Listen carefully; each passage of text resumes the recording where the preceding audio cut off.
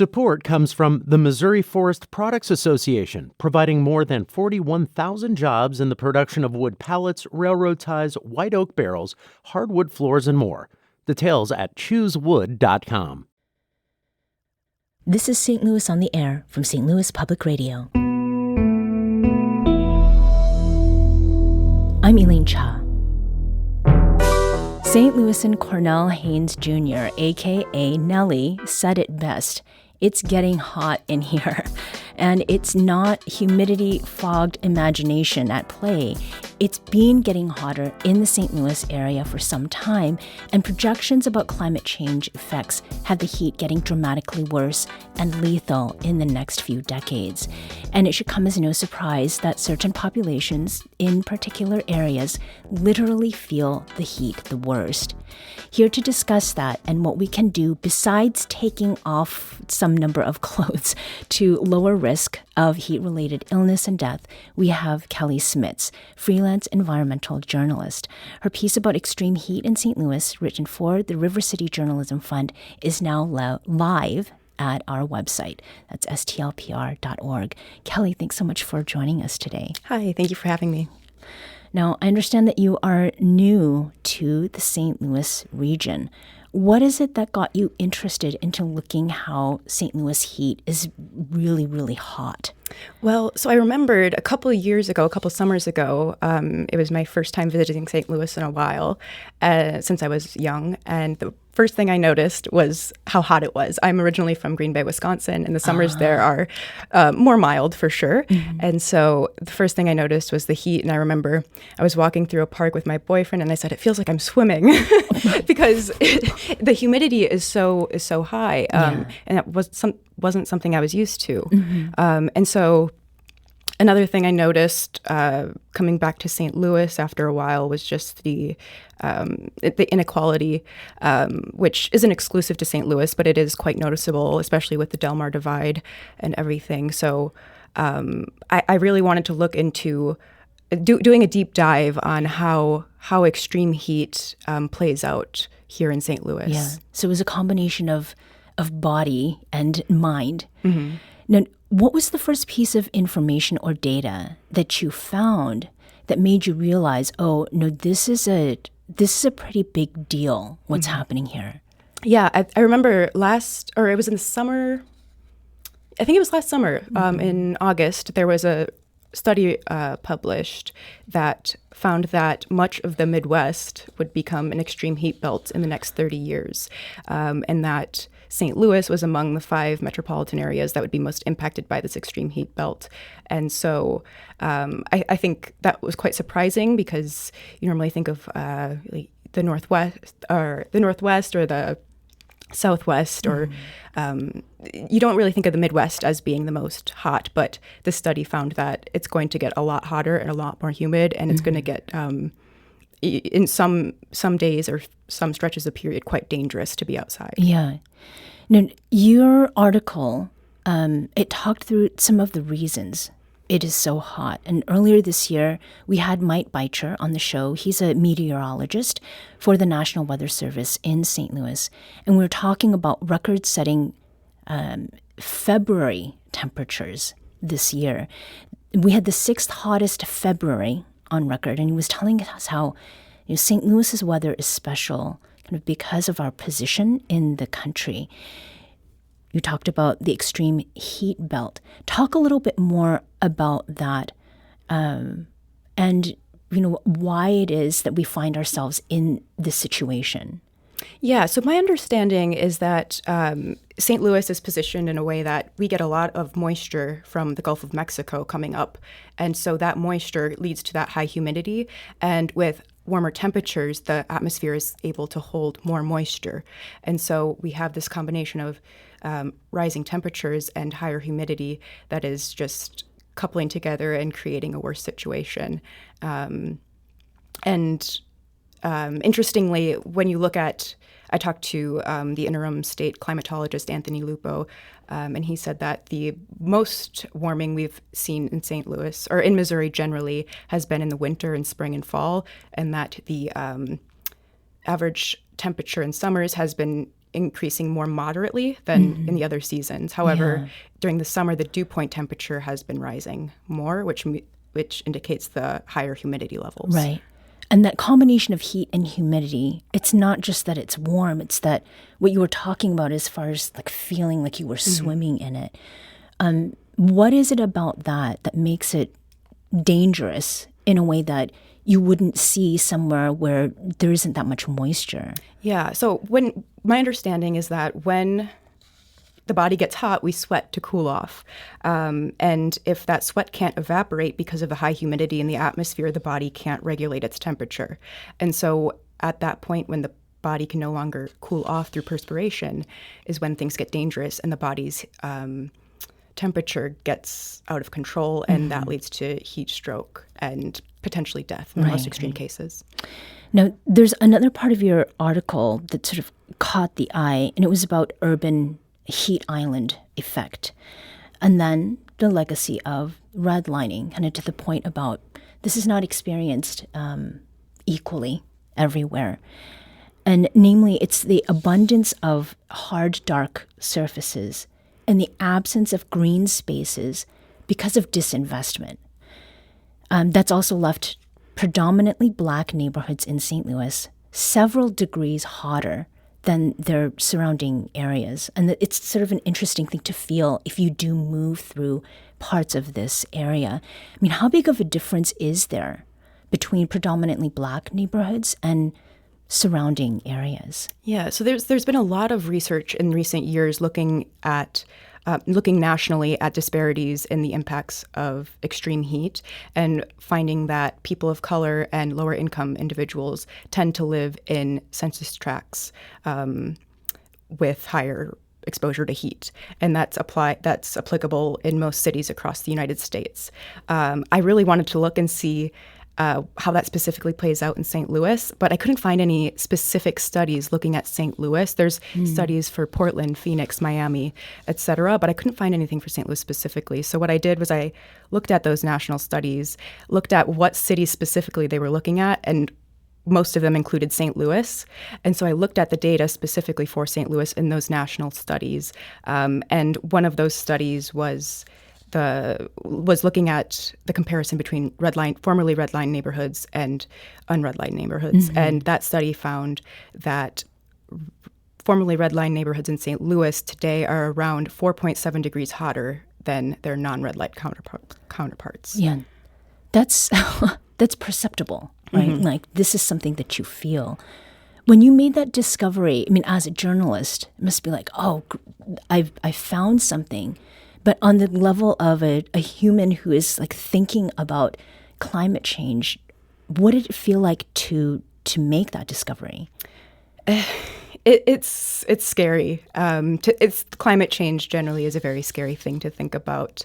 But I guess the first thing one of the first things that I thought of was, okay, this is an issue. What's being done about it, or what needs to be done about it. And so that's what I really tried to get into sort of later in the story that I wrote. Yeah. We're talking with Kelly Smits, who is a freelance environmental journalist. She's just written a piece that is up on our website at stlpr.org through the River City Journalism Fund. And it talks about extreme heat, how it has gotten hotter. It looks like it's going to get hotter, and what we can do.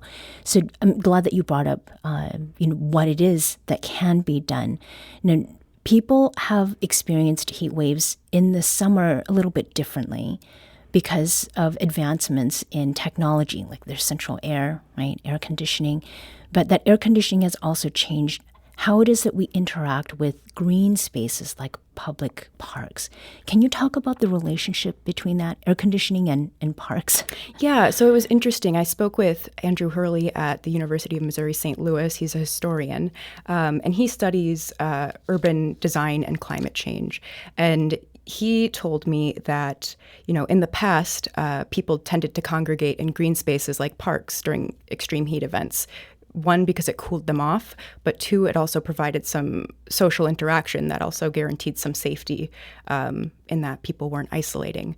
But now, in the era of air conditioning, people are staying inside, And so there's that loss of social interaction that sort of provides an element of safety. And also, a lot of people don't have, even if they have air conditioning, the quality of the air conditioning isn't that great. They're old air conditioning units, or because of financial difficulties, they just don't turn the air conditioning on. Sure. And so in many ways, the disparities in exposure to extreme heat have increased in the era of air conditioning. Yeah. Now, earlier you'd mentioned redlining and how that has contributed to creating very hot neighborhoods that are predominantly Black, and temperatures are lower in more affluent areas. So the inequity that we see with housing, do we also see that with parks? So fewer parks. What is happening around green space? And Yeah, so there are parks in formerly redline neighborhoods. It's just a difference in quality, really. In a lot of the parks that you see in non-redline neighborhoods, they have a lot of maintenance. They have a lot of really big trees that are well taken care of. Whereas in formerly redline neighborhoods, those parks have been neglected, and they're not providing the same level of benefits as the parks in non-redline neighborhoods. right. Now, nearly 3 months ago, in March, we talked on the show about disappearing trees and tree canopies with Cookie Jordan. She's the site administrator of Scott Joplin House State Historic Site, and that's part of Missouri's Department of Natural Resources. Cookie had insight as to how North St. Louis, which is predominantly Black, changed from the time she was younger and what caused the lack of trees in the North Side. There was a lot of tree cover in St. Louis and on the North Side, and that's where I would particularly hang when I would come to St. Louis, was on the North Side. But so it was pretty even. It was a really beautiful community. But as the neighborhoods became poorer and the matriarchs and patriarchs in the neighborhood died off and left housing that families didn't want because they had their own housing, they just became poor neighborhoods. Trees are the last thing someone thinks about when you're trying to pay rent and pay utilities, and if you're renting and it's not your property. A lot of times people don't feel that they have a voice in anything that goes on when they are a renter. Now, Cookie compared what she sees on the south side of the city as far as tree coverage goes and how tree canopies impact a neighborhood's health. The south side is so beautiful. I love the south side. I live in North St. Louis, but the southern part of the city is really tree-lined and tree-covered, and the difference is not just because of the beauty, but because of the benefits. It's besides shade, trees will cause your utility bills to go down. Trees will help with asthma, childhood asthma.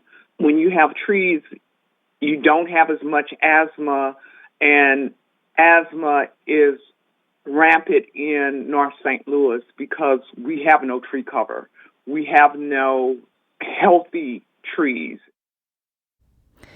Cookie mentioned a lot in those clips, right? Disinvestment, utility bills, asthma. In your own research, Kelly, and in your experience, are enough people thinking about how all these issues connect? It's really hard because it is such an interconnected issue. But like Cookie said, I was speaking with Rebecca Hankins, who is the partnerships manager at Forest Relief, and she said the same thing. We don't realize how much trees are doing for us and all of the benefits they give us.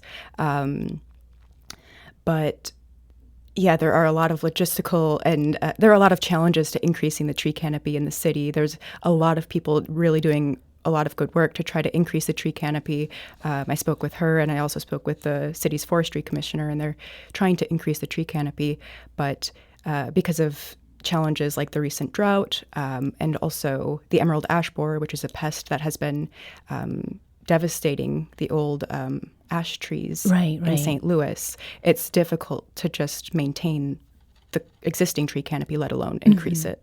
And then there's also the issue of how long it takes for a tree to grow big enough to provide canopy, right? Yeah, exactly. So both Rebecca Hankins and Alan Jankowski, the forestry commissioner, said, we're not planting for ourselves. We're planting for future generations because it's going to take, years, if not decades, for these trees to grow to a place where they can provide all of the benefits. So it's really a matter of being proactive and planting for future generations to reap the benefits. Mm-hmm. And what are some of the things that you found are being done right now? I mean, we can't wait for the trees all to grow. What are some of the steps that can be taken and should be taken maybe more assertively when it comes to addressing sort of the dark spaces in city environment in particular? Yeah, so there's a lot of interesting developments with urban design, as far as trying to reduce the amount of impermeable surfaces in cities and make cities absorb less heat and reflect more of it back into the atmosphere. So some examples are cool roofs, painting roofs white so that they reflect the sun's energy rather than absorbing it and re-emitting it into the city. There's also various kinds of pavements that are being experimented with that do the same thing, that reflect light and also absorb water in a way that also cools the city down. So there's a lot of interesting technologies being developed or already developed that can be utilized to cool down a city. It just takes money and resources and time to implement them. And there's always also some logistical hurdles with each of them. So for the cool roofs, ensuring that a roof is in a good enough state that it can be painted white or it can handle that sort of change. Yeah.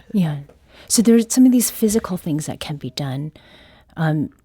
What about policy on that level? Where are things stalled in a way that maybe we can do something to move things faster? Mm-hmm. Are there any of those? So in St. Louis, the former sustainability director in 2017 led the city's first climate action and adaptation plan, and it's a very comprehensive document, and it outlines sort of what the city needs to do or can do to try to mitigate the urban heat island effect. And that included, the actions listed included increasing the tree canopy and installing cool or green roofs to try to cool the city as well. Mm-hmm. Like I said, efforts to increase the tree canopy there are a lot of efforts, but there's just a lot of challenges as well.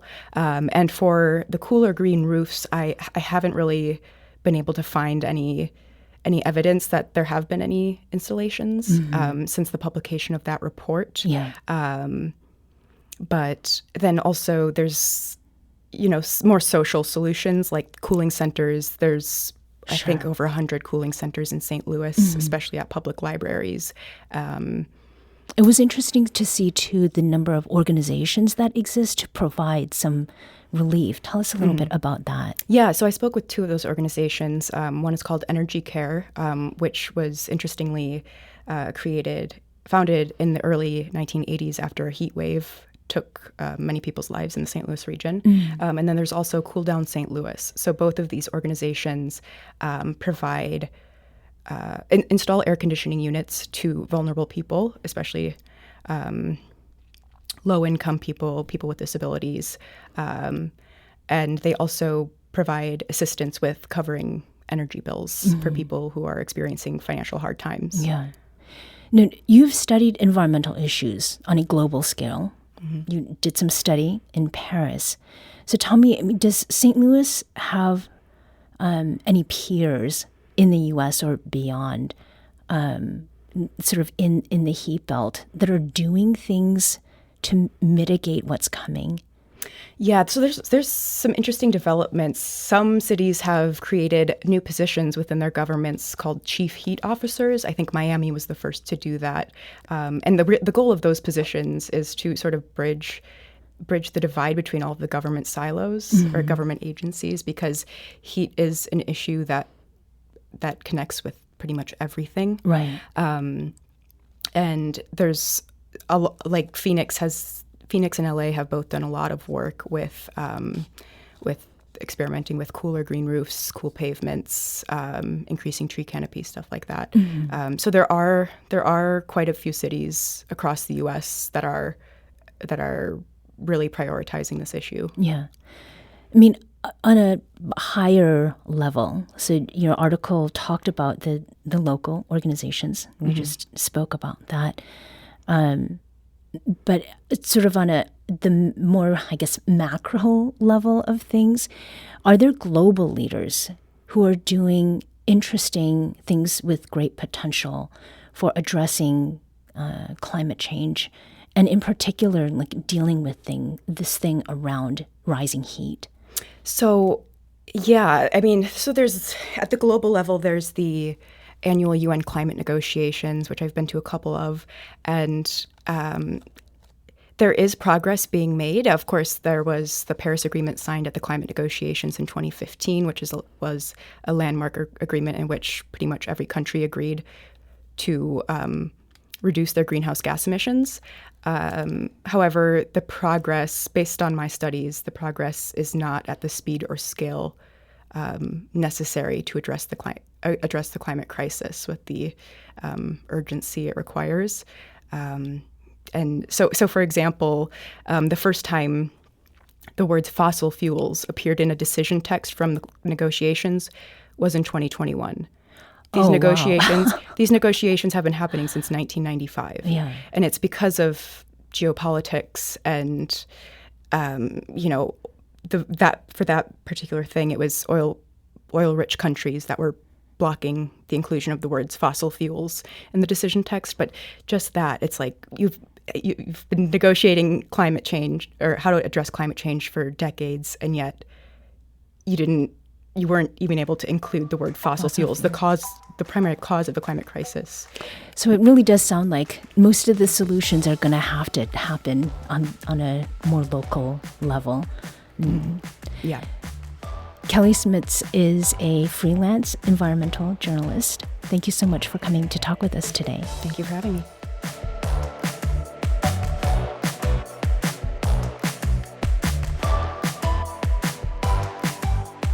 This episode was produced by Maya Norfleet. Our audio engineer is Aaron Dorr. This podcast was mixed and edited by Aaron. Our executive producer is Alex Hoyer. St. Louis on the Air is a production of St. Louis Public Radio. Understanding starts here. Our podcast proudly supports St. Louis artists by using music from Life Creative Group. Do you find yourself regularly listening to episodes of St. Louis on the Air? Suggest us to a friend you think might enjoy our conversations, and leave us a review and rating on Apple Podcasts on the App Store. It's the simplest way to help people discover our show. Thank you. St. Louis Public Radio is a member-supported service of the University of Missouri St. Louis.